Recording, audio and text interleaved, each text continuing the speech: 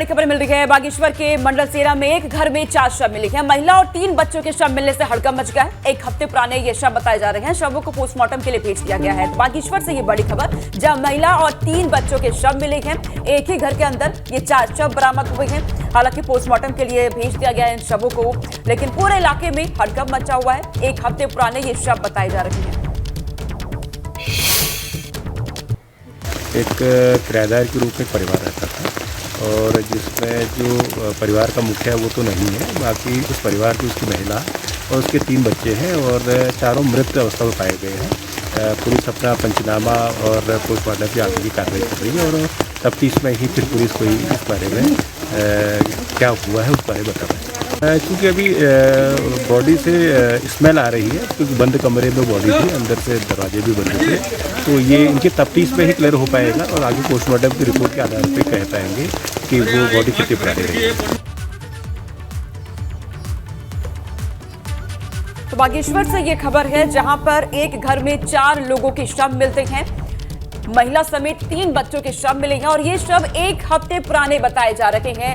हालांकि इसके पीछे क्या वजह रही है, शव अंतर घर से मिले हैं, आत्महत्या की गई है फिर हत्या, इस बात का खुलासा अभी तक नहीं हुआ है। पुलिस मौके पर पहुंची, शवों को कब्जे में लेकर के पोस्टमार्टम के लिए भेज दिया गया है।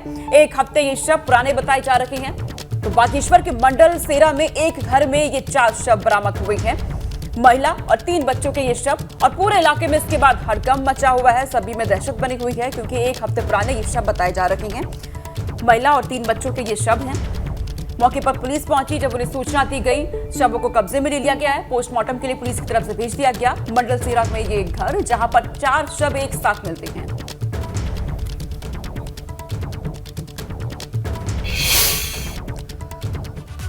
वहीं अखिलेश यादव ने दिल्ली में राष्ट्रीय जनता दल अध्यक्ष लालू प्रसाद यादव से मुलाकात की है।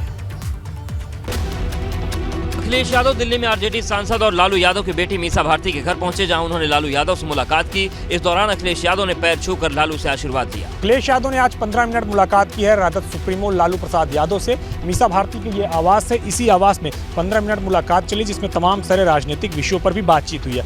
अखिलेश यादव से पहले बुधवार को डिंपल यादव ने भी लालू यादव से मुलाकात की थी। अखिलेश और लालू की इस मुलाकात को अगले साल होने वाले लोकसभा चुनाव से पहले तीसरे मोर्चे के गठन की कोशिश माना जा रहा है, क्योंकि लालू से पहले अखिलेश लगातार देश के कई क्षेत्रीय दलों के नेताओं से मुलाकात कर चुके हैं। 24 का चुनाव महत्वपूर्ण है और इसलिए महत्वपूर्ण है कि उत्तर प्रदेश को दिशा तय करनी है। हालांकि लालू और अखिलेश की इस मुलाकात पर सपा और राजद की तरफ से कोई बयान नहीं आया है, लेकिन जिस तरह जातीय जनगणना और ओबीसी के मुद्दे पर दोनों दल हवा देने में जुटे हैं, उससे यही संकेत मिल रहे हैं कि 2024 के लिए अखिलेश और लालू यूपी बिहार की 120 लोकसभा सीटों पर भाजपा को घेरने की बड़ी तैयारी में जुटे हैं। कोलकाता में सपा के राष्ट्रीय कार्यकारिणी की बैठक शुरू होने जा रही है। इस बीच अखिलेश यादव के एक बयान ने सियासत में हलचल बढ़ा दी है। दरअसल दिल्ली में लालू प्रसाद यादव से मुलाकात के बाद अखिलेश यादव मीडिया से मुखातिब हुए तो गठबंधन के सवाल पर साफ कहा कि अब चुनाव में वक्त है, लिहाजा भी गठबंधन का सवाल नहीं है। भाई हम तो नहीं कर पा रहे गठबंधन, हमें उम्मीद है कि आप हमारी मदद करेंगे इसमें। तो ये कोई प्रयास कोई एक दल नहीं कर रहा है, देश के तमाम दल इस प्रयास में हैं कि देश को कैसे बचाया जाए, देश का लोकतंत्र कैसे बचे, संविधान कैसे बचे। हालांकि समाजवादी पार्टी ने जरूर साफ कर दिया है कि भाजपा के खिलाफ सपा को किसी से भी गठबंधन करने से परहेज नहीं है। समाजवादी पार्टी का प्रयास है कि भारतीय जनता पार्टी केंद्र की सत्ता से हट जाए। देश प्रदेश के स्तर पर जो भी गठबंधन बनाना पड़े, जो भी सहयोग करना पड़े, सहयोग लेना पड़े, देना पड़े, उसके लिए समाजवादी पार्टी प्रतिबद्ध है।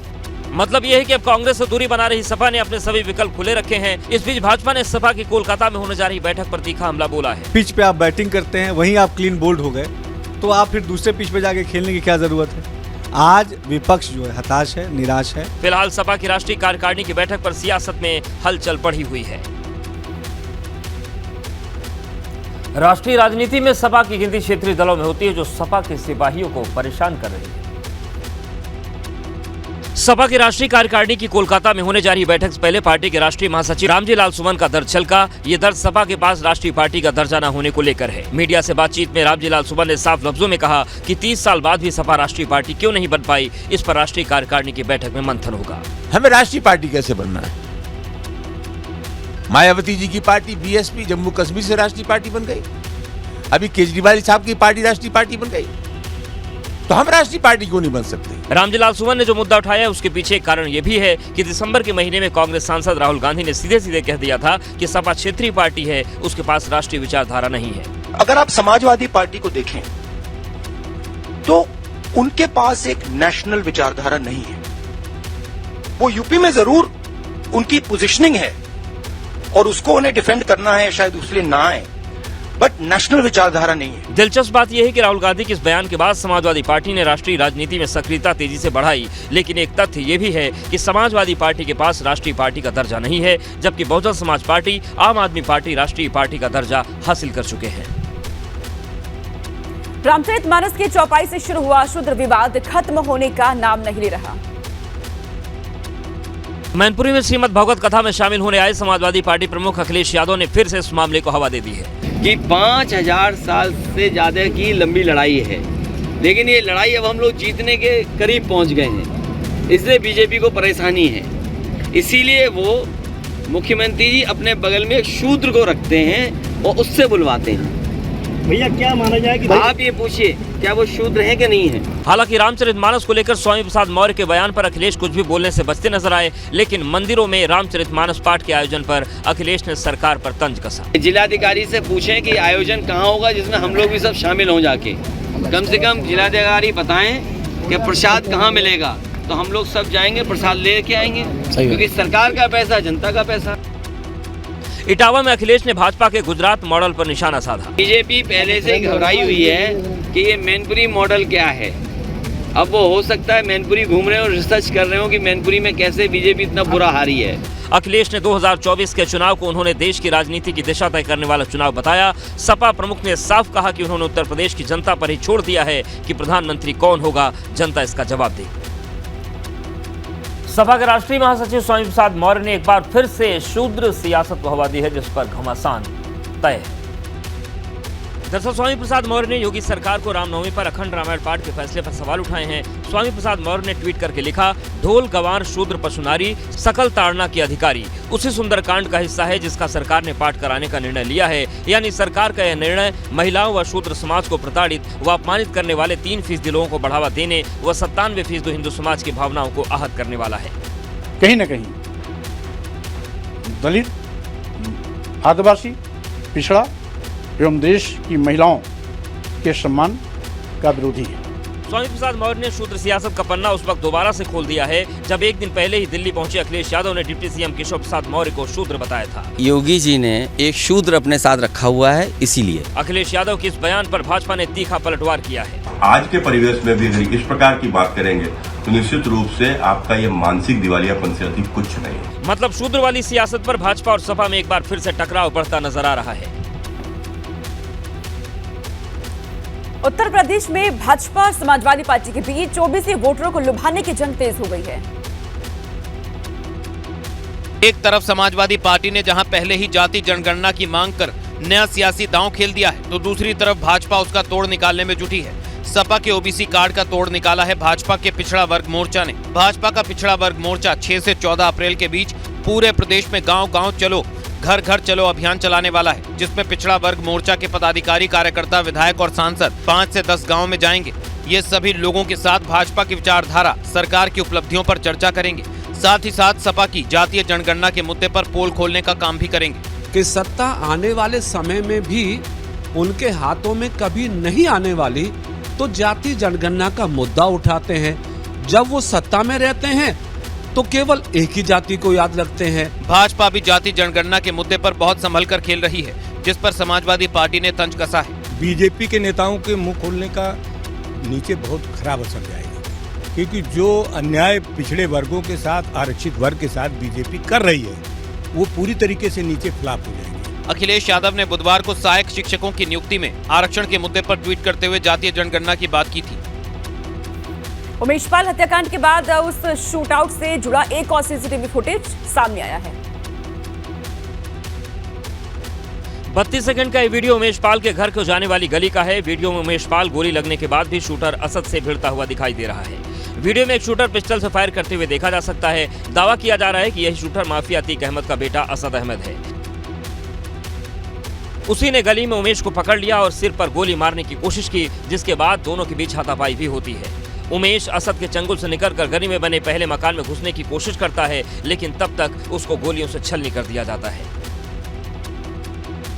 24 फरवरी को करीब शाम 5 बजे सीसीटीवी वीडियो में दिख रहा है कि गोलियों की आवाज सुनकर एक लड़की भी वहां पहुंचती है और उमेश के पास जाती है, लेकिन फायरिंग देखकर डर जाती है। जब शूटर उमेश पाल को गोली मार देता है, उसी समय उमेश पाल का गन्नर राघवेंद्र गली में भागता हुआ अंदर नजर आता है। वहीं पीछे गली के मुहाने पर खड़ा बमबाज गुड्डू मुस्लिम राघवेंद्र को निशाना बनाकर बम उछालता है। जोरदार धमाका हो जाता है। प्रयागराज के सुलेमसराय की इस गली में 24 तारीख को क्या हुआ और कैसे कैसे हुआ, इस नए सीसीटीवी फुटेज से सब कुछ साफ हो गया है। उत्तराखंड के निर्दलीय विधायक उमेश कुमार ने बजट सत्र के दौरान विधानसभा में हरिद्वार में फैले भ्रष्टाचार का मुद्दा उठाया। बजट सत्र के दौरान गुरुवार को कानपुर से निर्दलीय विधायक उमेश कुमार ने नियम 58 के तहत विधानसभा में हरिद्वार में भ्रष्टाचार के खिलाफ सबूतों के साथ शिकायत की। विधायक उमेश कुमार ने आरोप लगाया कि हरिद्वार जिला पंचायत में जमकर भ्रष्टाचार हो रहा है और जिले में निर्माण कार्यों के ठेके परिचितों को दिए जा रहे हैं। उमेश कुमार का कहना था कि विकास योजनाओं में कमीशनखोरी की वजह से काम की गुणवत्ता भी बेहद खराब है। उस काम की गुणवत्ता क्या रहेगी आप ये समझ सकते हैं, जिसमें 45% कमीशन पहले दिन ले लेंगे। अपने अपनों को जिला पंचायत की कार्यदायी संस्था में, जो जिला पंचायत में इम्पैनल्ड करा दिया है, पंजीकृत करा दिया है। अपने रिश्तेदारों को, दोस्तों को, ठेकेदारों को काम दिए जाते हैं। विधानसभा में कानपुर विधायक उमेश कुमार ने उत्तराखंड खिलाड़ियों का भी मुद्दा उठाया और कहा कि खिलाड़ियों को सरकार की तरफ से जितना भत्ता दिया जा रहा है, उससे खिलाड़ियों के प्रदर्शन में सुधार कैसे होगा, जिस पर खेल और युवा कल्याण मंत्री रेखा आर्य ने उमेश कुमार के सवाल का जवाब दिया। उत्तराखंड में एक बार फिर अंकिता भंडारी हत्याकांड की गूंज सुनाई दी। गैरसैंण में महिला कांग्रेस कार्यकर्ताओं ने अंकिता भंडारी को न्याय दिलाने के लिए विधानसभा कूच किया। महिला कांग्रेसी कार्यकर्ताओं ने सैकड़ों की संख्या में हाथों में पोस्टर बैनर लिए दिवाली खाल में मार्च निकाला। इसके बाद कांग्रेस के कार्यकर्ताओं ने सड़क पर ही धरना दिया और सीबीआई जांच की मांग की।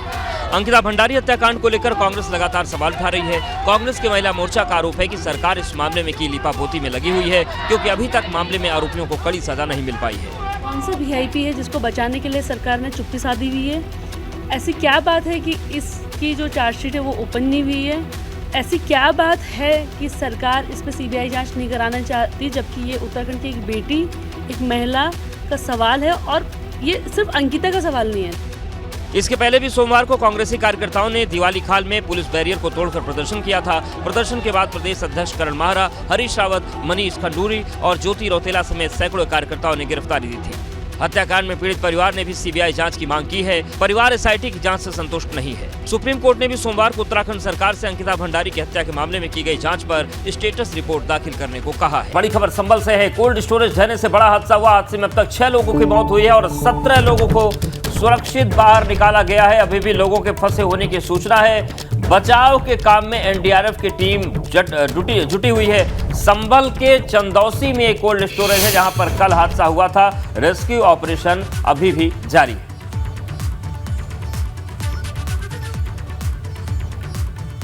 और हमारे साथ हमारे सहयोगी वैदुर रहमान जुड़ गए। वैदुर रहमान, ये बताइए कि क्या स्थिति है इस रेस्क्यू ऑपरेशन की? कितने लोगों की फंसे होने की आशंका है? क्या कुछ चल रहा है वहां पे?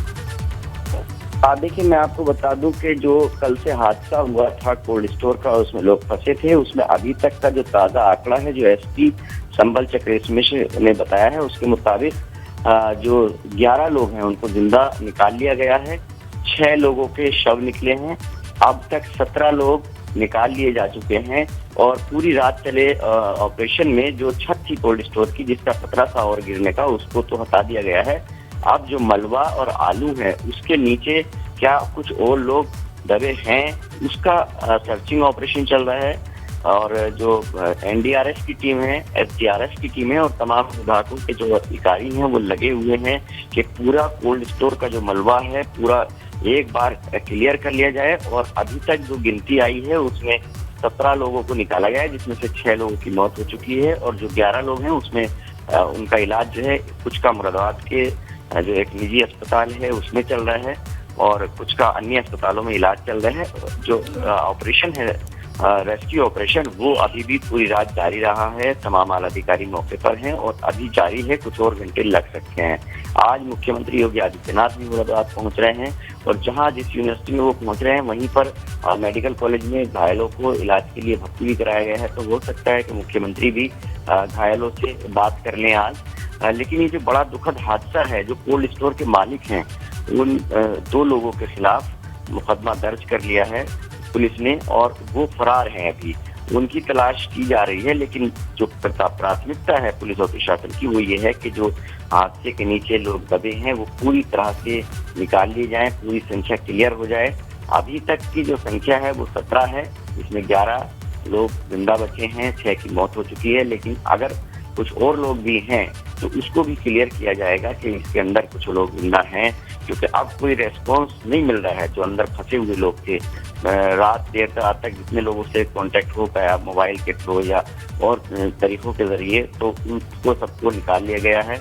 अब स्नीफर डॉग भी जो है वो लगाए गए हैं ताकि कोई अगर जिंदा व्यक्ति है अंदर तो उसकी पहचान हो सके। और दूसरा एनडीआरएफ ने उस मलबे के अंदर ऑक्सीजन की सप्लाई जारी की है ताकि अगर कोई फंसा हुआ है बिल्कुल कोई उम्मीद अगर है तो उसको मजबूत किया जाए। शुक्रिया उबैदुर रहमान, आप नजरें बनाए रखिएगा।